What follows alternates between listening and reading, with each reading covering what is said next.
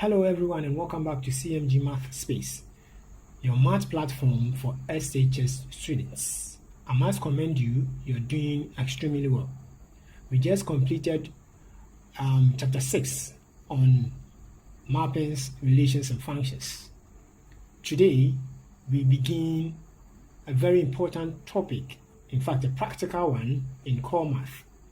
This is called plane geometry 1.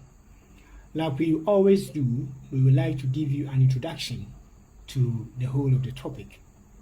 Now, this is one of the most interesting areas of math because it deals with the shapes, lines, angles, and figures as we see around us every single day.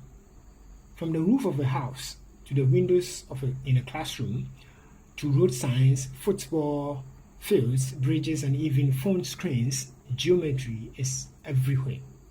So this topic is not just for passing exams, it helps us understand how the physical world is designed and measured. Let's start with the foundation, angles. An angle is formed when two lines meet at a point.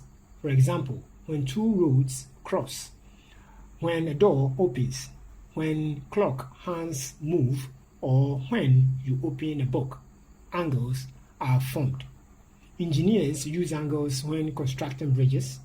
Architects use angles when designing buildings. Carpenters use angles when making furniture. Surveyors use angles when measuring land. Pilots and sailors use angles for direction and navigation. Even in sports like football and basketball, players use angles to improve passing and shooting.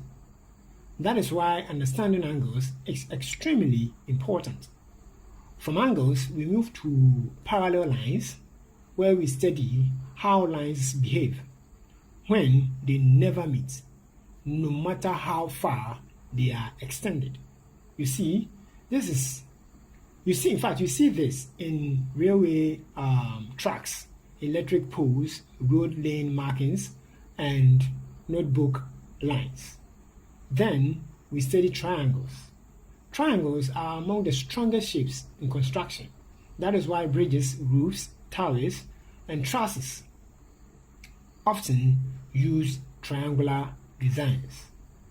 We also learn about special angles and the famous Pythagoras theorem, which helps us find unknown lengths. This is useful